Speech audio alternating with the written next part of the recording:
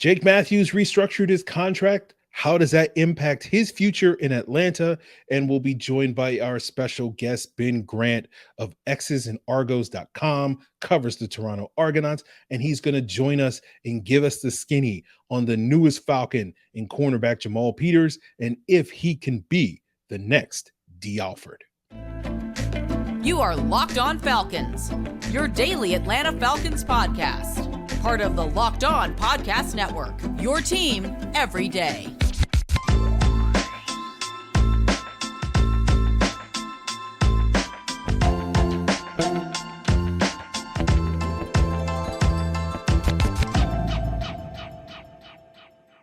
So, guys, you know me.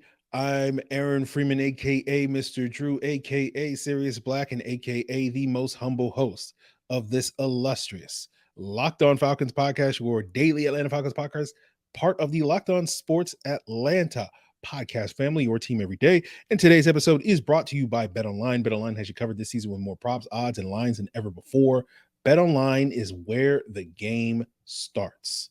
And guys, I want to thank you for making Locked On Falcons your first listen each and every day. Of course, Locked On Falcons is free and available Monday through Friday on a variety of podcast platforms, including on YouTube. Make sure you subscribe to Locked On Falcons on YouTube, and you will get the video version of the podcast the night before the audio drops. And of course, Locked On Falcons is also free and available as part of Locked On Sports Atlanta on Roku and Amazon Fire TV. Download the Locked On Sports Atlanta app to get Locked On Falcons on your Roku and Amazon Fire TV.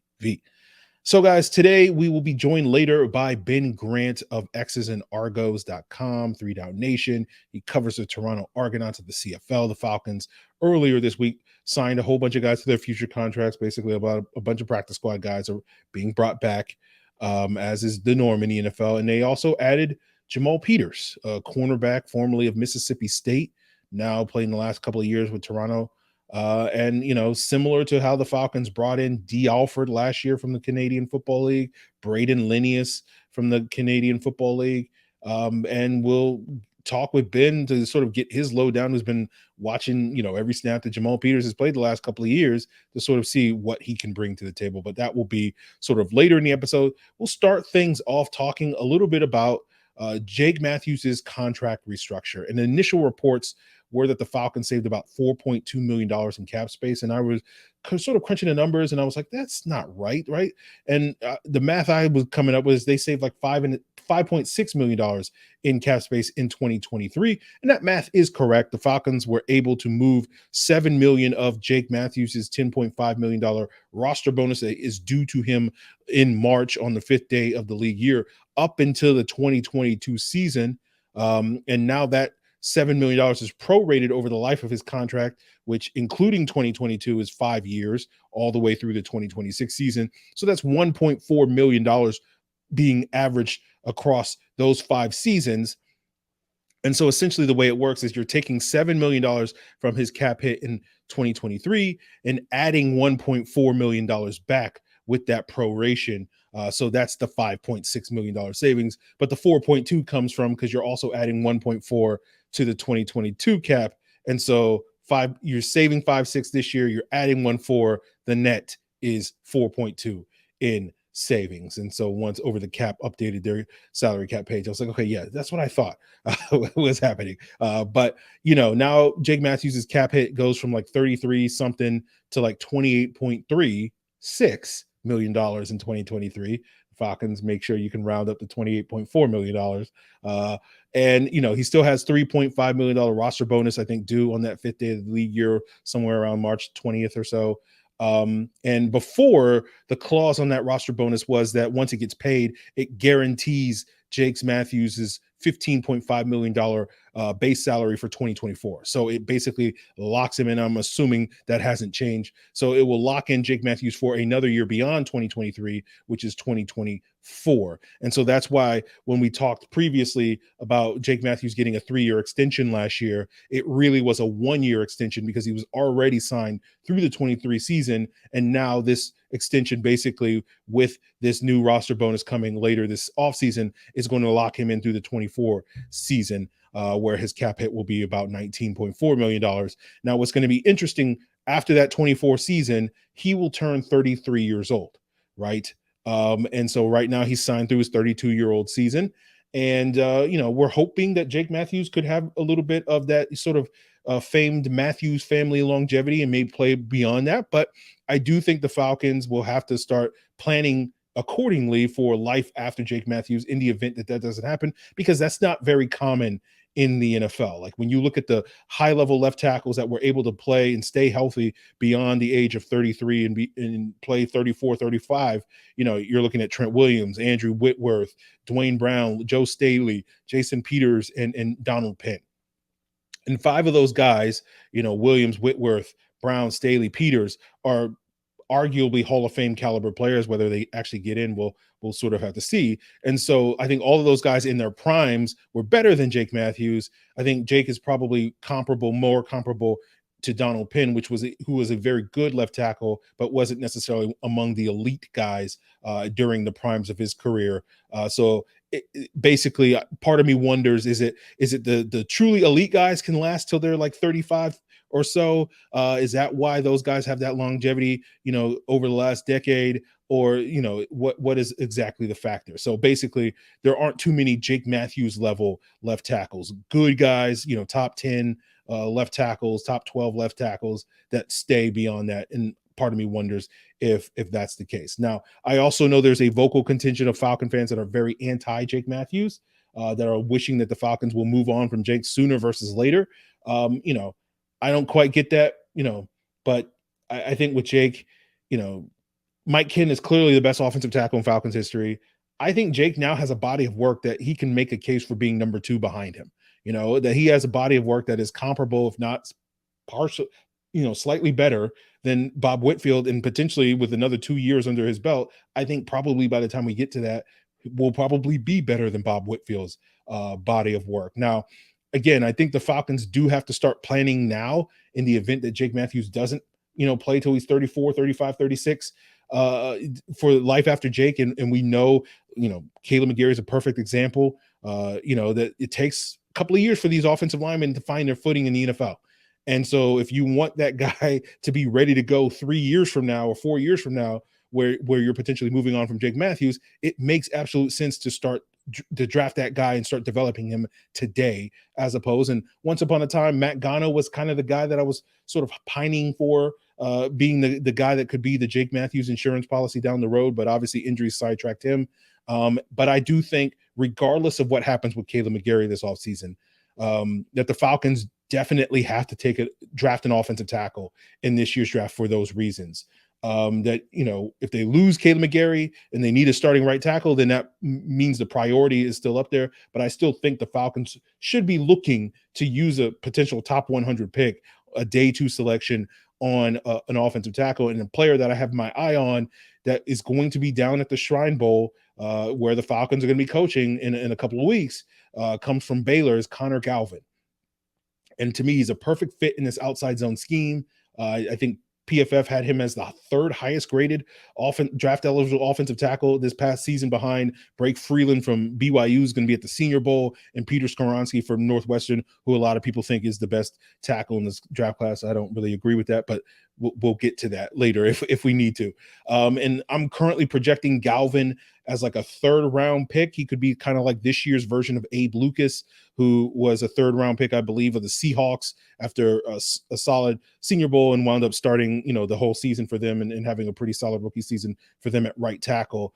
And so if you've heard me talk about this tackle class a little bit at various places on Twitter and elsewhere on the podcast, and you've heard me say things like, I don't necessarily love the 1st round guys as much as maybe some other people do, but I do think there's a lot of really talented, sort of day 2 guys that the Falcons could get. Galvin is one of those guys that I firmly have my eye on as one of those guys that I think would be a great pick for the Falcons, maybe in the 3rd round in this upcoming draft, and would be a perfect player to sort of, stash behind Jake Matthews for a couple of seasons and hope that, Dwayne Ledford, the Falcons offensive line coach, can really, hone in on his development. So something to keep an eye on in the coming weeks as we sort of, continue, getting through this draft class. So that is, the update on Jake Matthews. He's going to be around for a couple more years, but certainly the Falcons do need to start planning for life after Jake in the event that he does not have Andrew Whitworth or Dwayne Brown level longevity. So that will be hopefully the plan moving forward. And we'll, be planning to talk with Ben Grant about Jamal Peters and what he can bring. Is he going to be a guy that could be a quality backup for the Falcons, given that we had some major concerns at that outside cornerback position this year due to the injuries to AJ Terrell and Casey Hayward. And we'll get into that conversation as we move forward on today's episode, guys. But talking about candidates to take over at left tackle or cornerback, you want to make sure that you're finding and hiring the right people. And that goes for NFL teams, but also for your small business. So you got to check out LinkedIn Jobs. They're here to make it easier for you to find the right people that you want to talk to faster and for free. You can create a free job post in minutes and reach the world's largest professional network of over 800 million people. They're going to give you simple tools like screening questions that's going to make it easy for you to focus on the candidates with the right skills and experience so you can quickly prioritize who you want to interview and hire, right? It's why small businesses rate LinkedIn Jobs number one in delivering quality hires versus leading competitors. LinkedIn Jobs is going to help you find the candidates that you want to talk to faster. So post your job for free at linkedin.com/lockedonnfl. That's linkedin.com/lockedonnfl to post your job for free. Terms and conditions apply. And everybody wants to eat healthier this time of year, but you don't want to compromise on taste just because you're eating healthy. And so that means you got to try Built Bars, the protein bar that tastes just like a candy bar. And Built Bars not only taste great, they're healthy too. You're only getting 130 calories, 4 grams of sugar with a whopping 17 grams of protein. And what makes them taste great is they're covered in 100% real chocolate. They come in great flavors like peanut butter brownie and coconut almond. And for years, guys, we've been telling you, head on over to built.com and you can still go there to check out their new flavors, check out their sales. But most importantly, now you can head to your local Walmart or Sam's Club to find Built Bars. That's right. Head over to Walmart, walk to the pharmacy section, grab yourself a 4-bar box of cookies and cream or double chocolate. If you're at Sam's, run in and grab a 13-bar box of brownie batter or churro. Trust me, guys, you'll thank me later. All right, guys, we are joined by another illustrious guest. I am joined by Ben Grant, who covers the CFL and the Toronto Argonauts for xsandargos.com and 3Down Nation. Ben, my friend, welcome to the show. Thanks, Aaron. I appreciate being on Locked On Falcons. This is a first for me. Yeah, we've had a couple of Canadians on to talk Atlanta Falcons, and we'll talk a little bit Atlanta Falcons today on the show, talking about the latest Atlanta Falcon in Jamal Peters, the cornerback who spent the last couple of years with the Toronto Argonauts, coming off a very good season. Argonauts, of course, coming off a great season because they won out and won the Grey Cup this past year, which for my ignorant American listeners is the equivalent of the Super Bowl for the Canadian Football League. But Ben, let's sort of jump into Jamal Peters. The Falcons pick him up. This is the second time in the past 2 years where the Falcons have picked up a top flight CFL corner. They had D. Alford last year, who came in and played really well for the Atlanta Falcons this past year. And I think a lot of Falcon fans are looking at Jamal Peters as potentially the next sort of D. Alford. And sort of, I'm curious from your perspective, what are the Atlanta Falcons getting in Jamal Peters?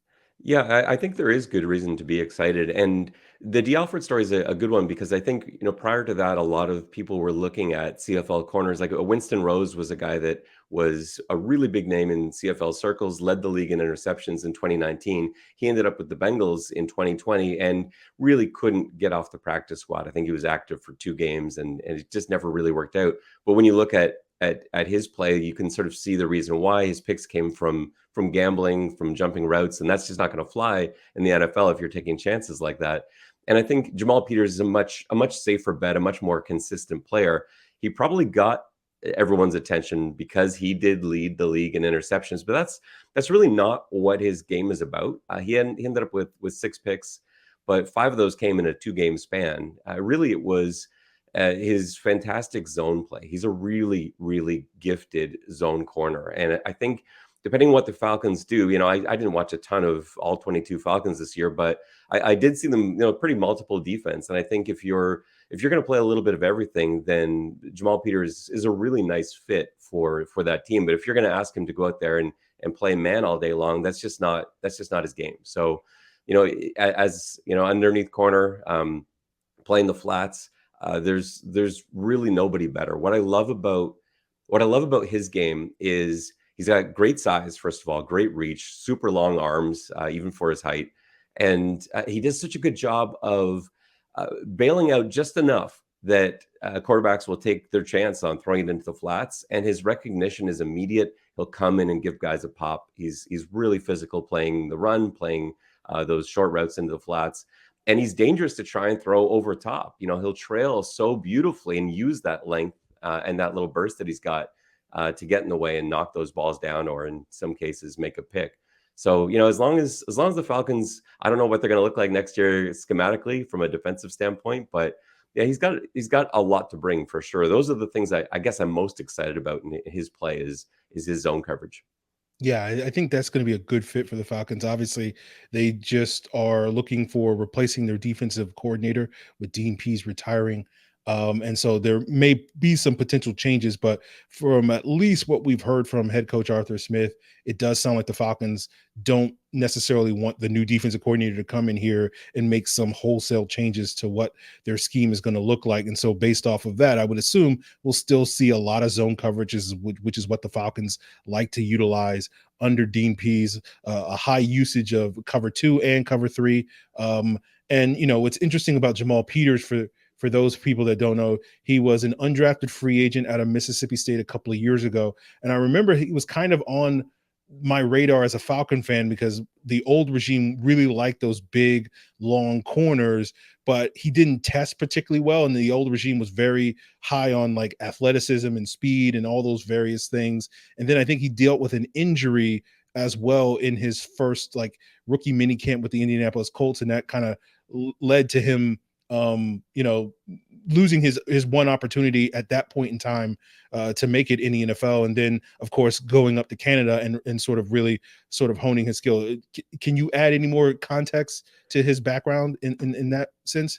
Yeah, for sure. And I think the way I would look at this as a Falcons fan is you're essentially getting a 4th or 5th round pick. And I think that's a fair way to look at it. You're looking at a guy who's going to come in and is going to be either I think his floor is being a better than average backup. And I think his ceiling is actually getting on the field and making plays. But he was missing a couple of things. He had bad timing, like you alluded to. He ran a terrible 40. Coming out of college, and that was enough to sort of throw people off. You're right; he was with the Colts, I think, for like 10 days, got hurt, and that was it. Never was really seen again. But just to give you an idea of the caliber, especially for those that aren't familiar with CFL and what the competition is like up there, coming into camp this year for the Argos, he was battling for that number 1 corner spot, and the guys that he's going up against, you've got Shaq Richardson, who was a 5th round pick of the Steelers, a guy out of Arizona. You got Tristan Deku from Oregon State, who was a 5th round pick of the Texans, I think. Jalen Collins was in the mix too, who Atlanta Falcon fans may or may not want to remember. 2nd round pick, I believe. And the only guy that he was going against that wasn't a draft pick, Tavares McFadden out of Florida State, actually won the Jack Tatum Trophy as the best DB in the nation as a sophomore. So these are players with great pedigree that he's going up against.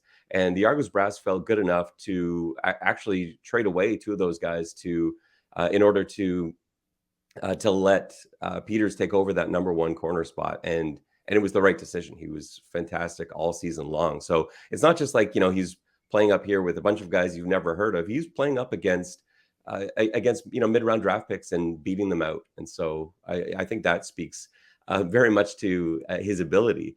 Now, the other things he adds is he's a great guy. He's a real character, hilarious guy too. I remember I got to share one of my favorite Jamal Peters stories with you, Aaron. He's never played a game until coming to Canada. He never played a game north of Arkansas. I was as far north as he'd ever traveled, Fayetteville, which he felt was cold. Yeah, he told me, and playing a November or October game in Fayetteville or something. And here he is suddenly in Toronto, and I was out there for a morning practice, and it was freezing. It was like 10 degrees Fahrenheit, and I'm all wrapped up. It's snowing, and the guys all start jogging onto the field. Everybody's got their hoodies under their practice jerseys. They got their track pants on. there's two guys that don't. One was a Ohio Bobcat with, fullback with a beard and long hair, so he doesn't really count. And then the other guy's Jamal Peters, out there with shorts. And so I asked Jamal after practice, I'm like, "Well, how are you out here in shorts when it's freezing out here?" He's like, "I had to show everybody that I wasn't just a guy from the South that's not going to be able to handle the cold." And it translated really well. You saw him in Grey Cup week. They had a practice where it was like -20 out there for practice. He's out there dancing, keeping the mood light. Loves to dances station to station at practice between drills. He did one that went viral on Argo's Twitter this year that I think he told me was called Jiggin, he said back home. And that one got everyone's attention. But yeah, there he was jigging in -20 temperatures, Grey Cup week. Just a guy that his teammates love to rally around, humble, guy that you love to cheer for. So I know Falcons fans will get behind him pretty quickly. Yeah, I could speak to a little bit of the culture shock when it comes to the cold up in Toronto. Many years ago, when I was in college, I went to school in Pittsburgh, and we couldn't afford to go anyplace fancy for spring break, so we decided let's go to Toronto. And it was like late March, and there's still like snow on the ground. It's still freezing. I'm like, how is it? How is this? The temperature, and it's supposed to be springtime, but yeah, I'm sure he'll reacclimate very nicely to the Georgia heat as opposed to playing in those colder games up north.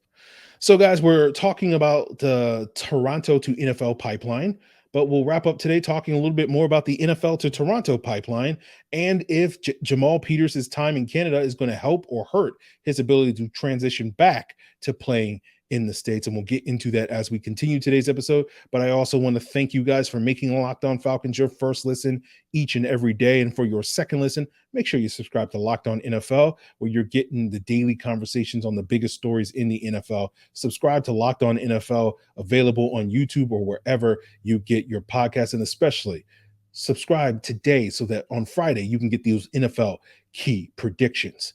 But guys, as we continue today's Locked On Falcons, I want to tell you about BetOnline, the number one source for your sports betting info, stats, news, analysis. And since I know you love podcasts, you can check those out and find those at BetOnline as well. Get the latest odds and trends for every professional and amateur league out there, from football to basketball to soccer, esports. They've got you covered at BetOnline. They certainly got you covered this weekend for all the lines on the playoff teams.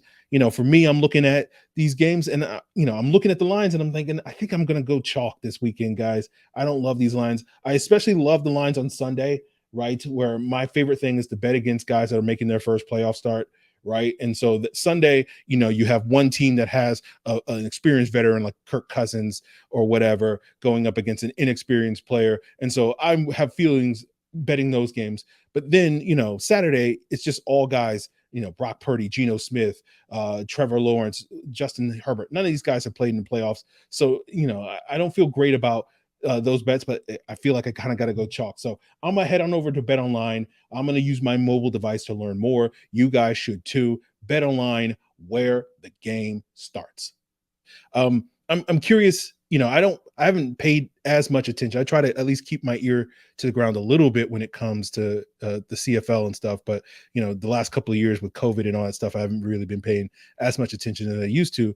But I always had the feeling that Toronto was one of those teams in the CFL that really liked to mine, former NFL players, especially more so than maybe some of the other CFL teams that were maybe looking more for the homegrown talent. And some of the things that you said about some of the other corners that were in that room with Jamal Peters sort of seems to speak to that. Is that a fair assessment of Toronto's sort of history with that roster? For sure. I think it's an easier city to draw Americans to. About half the players in the CFL are American, basically by rule. And it's easier to get bigger name guys to Toronto, I think, because it's a city they've heard of. Trying to bring up guys to Saskatchewan, to Edmonton, to Calgary, Winnipeg. It's a little bit of a tougher sell for some of the guys. Some of the guys, a lot of the guys go up there and love it. But if you say Toronto, they know where that is. They know it's an hour drive from Buffalo. It's it's not a place they've never heard of. So you do have some big names, and that's why you've got, like, on this year's team, Shane Ray, who was a first-round pick of the Broncos, played in the Super Bowl. Coney Ely was the guy that they drew up to the league too, another high pick Super Bowl player. And even college players that didn't quite make their NFL run. Sean Oakland's a guy that comes to mind, who was a huge name for Baylor, Huge. and Yeah, literally huge. and figuratively Yeah, at like 6'9". But he's playing up in Toronto too. I think it is easier for a team like that to draw those. And of course, the next man up in Toronto may be Chad Kelly, who was a backup quarterback this year, and he was a star at Ole Miss. He was one of the best quarterbacks in the country. Ended up being a 7th round pick, but in things, he had some trouble off the field, and sometimes that's all it takes, for a young player. But another guy that plays really high quality football. So yeah, the Argonauts, it wasn't by accident that they won the Grey Cup this year. There's some real talent there. Last question I have for you, Ben. Talking a little bit about that transition from the CFL to the NFL. The games are similar, but slight details are different. I'm curious, do you feel like there is a challenge for a player like Jamal Peters to make that transition? That may be a challenge.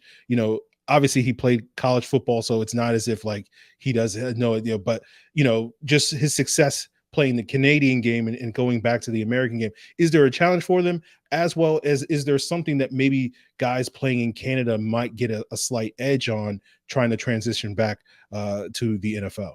A little bit of both, I think. So playing corner in the CFL is not easy. If you've seen CFL footage, you've said to yourself, like, what's with all the motion at some point? Because we've so little in the way of motion rules. Like the 2 split ends, you've got your 7 guys on the line of scrimmage that can't move. They're static. That's the same. But anyone that's off the line can get a full running start at the snap of the ball, as long as they're not offside by the time the ball snaps. That is really tough. If you're trying to cover somebody who's got a 10-yard head start downfield, it changes the way you play. And so some of the disadvantages to that, he hasn't really got to play a lot of, bump and run. He hasn't really played a lot of press man, because it just isn't a league that really lends itself to that. You can also only engage with a player a yard off the line of scrimmage. You can't carry them down for 5 yards, like you're used to in the States. So there are some things like that, but the advantage is it's so much passing. The CFL is all throwing, so you're getting twice the reps in pass protect or in pass coverage as you would be playing in the States. And for a guy like Peters, who's played top tier NCAA football, played American football his whole life, he really only had 2 seasons up here, so it's not going to take him long to get back to that. But I think there will be some timing issues. We have a pretty wide field up here. It's a 65-yard wide field, and so if you're on the outside, 65 yards, I know we're only talking about like hundredths of a second and the difference that the ball takes to travel. But in the NFL, hundredths of a second is the difference between a all-pro and a practice squad player. And so he's going to have to get acclimated pretty quickly and just reminded as to how tight everything is. It feels to some guys who've been playing in the CFL who go down to the States again, suddenly you're playing in a shoebox. And so that's going to take probably a little bit of time, but I'd be more worried if it were a Canadian who's played on that size field his whole life and is now suddenly going to the NFL, having played Canadian college and CFL. That would be a much tougher transition. I think Peter's going to pick it up just fine. He's a bright kid. He's young too, right? He's 26 years old. He's Joe Burrow's age, and so you don't think of this as the same thing as bringing in a 30-year-old who's been playing CFL football for the last 8 or 9 years.